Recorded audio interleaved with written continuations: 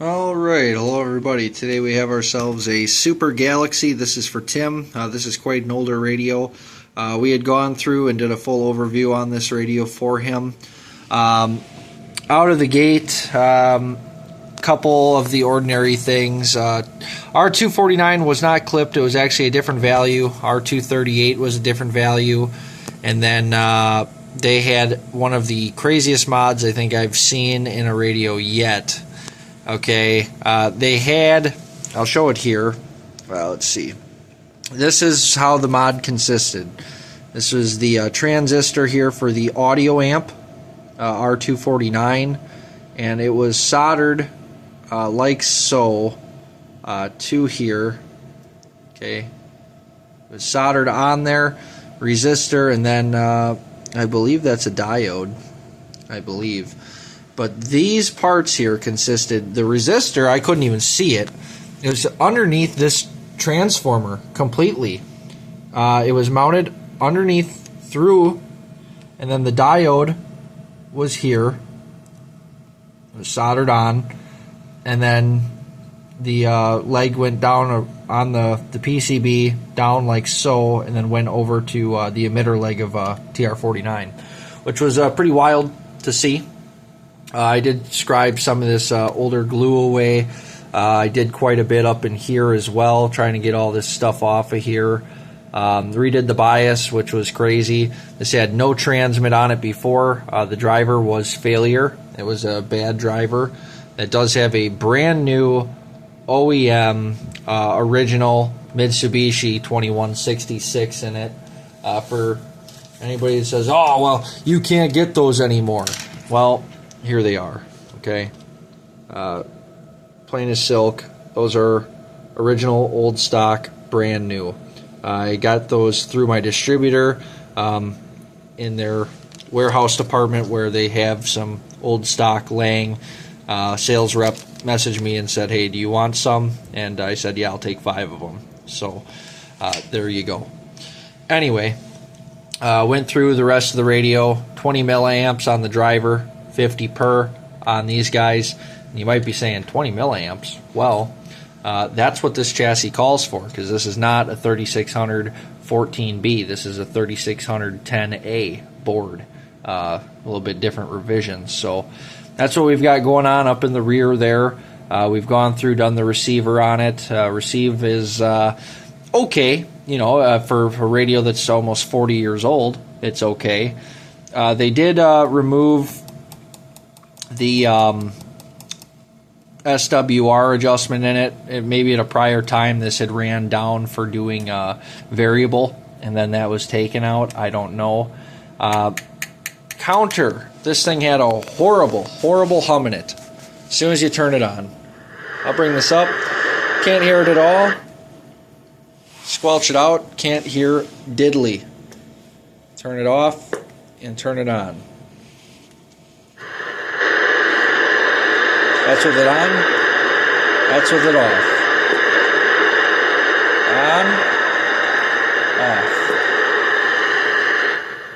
So really cleaned that up as well.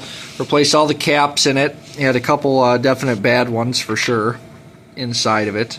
But replaced all of the caps in the counter and added a ceramic disc cap to pin 8 on the Toshiba chip. And then ran it to ground. I think it was a 1 picofarad, 0.01. Yeah, I think 0.01. And yeah, that's about it. Got it transmitting. Went through, did the alignment on the radio. Here's an inside look at it. Really cleaned it up. Tidied up some of the wiring in it as well, as it was all kind of spaghetti noodled before. We'll get into it here and we'll show you what it's doing as far as receive. Okay, so I do have a signal going into this thing, S9 going into it. I did fix the 10K hop switch also, that did not work. This thing was way out of spec as far as the VCO. I think somebody was using a different service manual for it, maybe for a 3614 chassis, because it was coming out of lock on the 2 high bands. But anyway, I'll bring it up here. I think I've got something in this room that is causing a little bit of an interference here. But anyway, 70, 80, 90, 100, 106 provides 20 dB cyanide.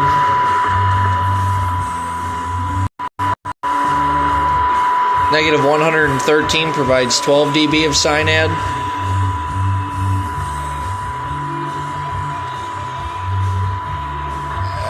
Negative 116, hitting 10 dB cyanide there.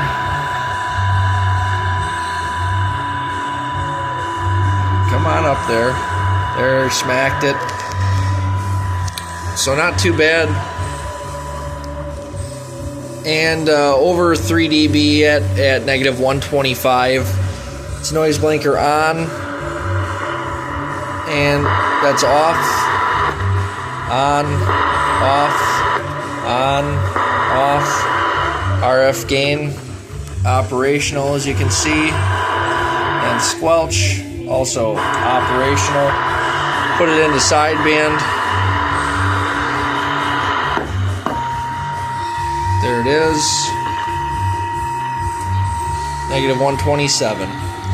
So doing what it needs to do as far as receive on it, man. No two ways about that. Alright, we'll get it flipped over here and we'll show you as far as what it's doing for transmit. Okay, I do have a dead carrier going into it. 27-184-99550, right on the money, I suppose. 6-watt carrier is what we have on it. And we'll bring the average power that's wide open. We're going to 9 watts average. And right there we're looking like on the scope, nice and cleaned up. Over here on the analyzer, let's go, let's change our span, let's go 20.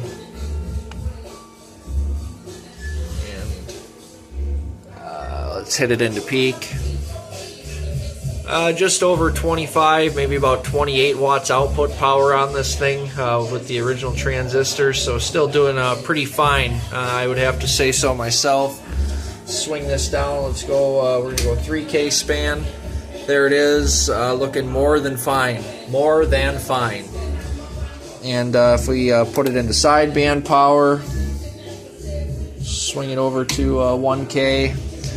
And again, right around the same amount as far as sideband goes, so things are doing just fine in that department. I've really got no complaints with the chassis, and I mean, it seems to hold just fine. Again, there's not much to complain about for the age of the radio. And again, it's, you know, I've got that weird tone going into it. So there it is. And plus or minus 20 hertz there. Alright, we'll show you what it's doing with the voice. Alright, and here we are. I know Tim is primarily using this for, I believe it's AM use, but here we are. Audio, hello, 1, 2, 3, 4, 5. Talking out here on this Super Galaxy radio that had no transmit before. Oh yeah, 1, 2, 3, 4, 5. Getting on up out here on this old school Super Galaxy radio. Super Galaxy radio. Getting on down. 1, 2, 3, 4, 5. Looking at it here on a 20 kilohertz span. 1, 2, 3, 4, 5. Audio got down. 1, 2, 3, 4, 5. Hello, radio got on down. 1, 2, audio. So, doing more than fine, man. Tim, appreciate your time and patience on it.